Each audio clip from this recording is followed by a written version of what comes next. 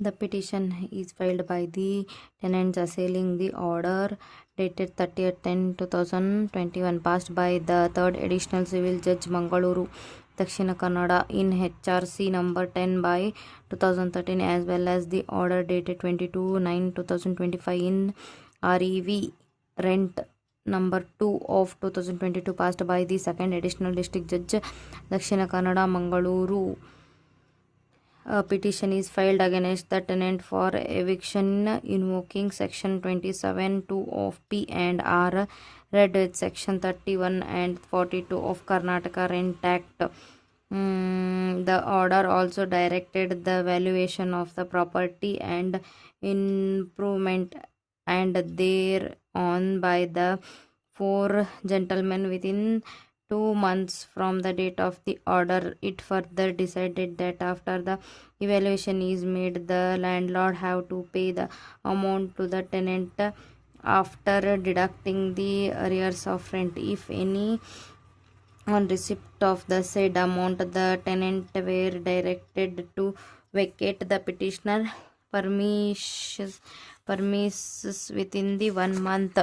The landlords filed a revision petition assailing the order directing valuation of the property. It is submitted that the said revision petition was dismissed. The tenant filed a revision petition in REV before the revisional court assailing the order directing their eviction. Said petition was also dismissed. Hence, the tenant are before this court. Learned counsel for the petitioner's tenant raised the jurisdictional issue to urge a contention that is not the petitioner filed by the landlord before the trial court is not maintainable. It is submitted that the petitioner premises was a vacant land when it leased in the year 1952, and the tenure was 1 year. In terms of the lease agreement, the petitioner tenants were permitted to put a structure and they were entitled for reimbursement of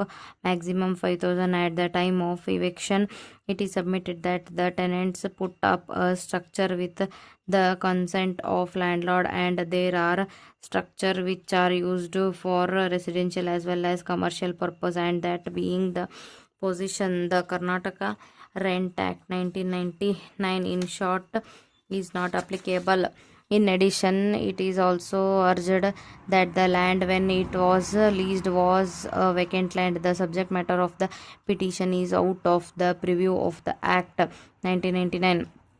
These two jurisdictional issues have not considered properly by the trial court and revisional court, and thus he would urge that this petitioner has to be allowed, and the petition filed by the landlord seeking eviction of their tenants has to be dismissed for want of jurisdiction. In addition, he would also contended that assuming that the court had the jurisdiction to try the petition, the landlord did not make out a grant of eviction under section 27 of 2 of 4 of 1999. It is urged that the landlord have secured the possession of the premises surrounding the Choltery, which is owned by the landlords, and the petitioner before the trial court is filed on the premises that they need the petitioner premises for parking space, as the parking space and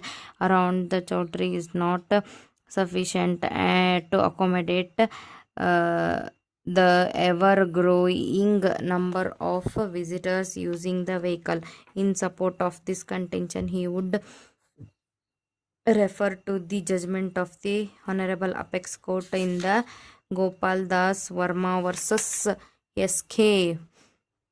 Bharadwaj, and the judgment of the coordinate bench of this court in Channechari and others versus Saroja and others. Learned counsel for the respondent landlords would urge that the property was leased in the year 1952 on an annual rent of 26. The tenure was only for 1 year, and the tenants were permitted to put up a structure in the premises, and the agreement also provided that in case of the tenant have to vacate the premises, they are entitled to a compensation up to 5,000 irrespective of the investment they have made. It is urged that the petition premises is very much required for the landlord for their bona fide use, and they are running a chowdhury, and that chowdhury is located 700 meters away from the petitioner premises, and because of the increase in the number of vehicles visiting the chowdhury for various functions, and the parking space is inadequate, and for this reason the landlord have sought the possession.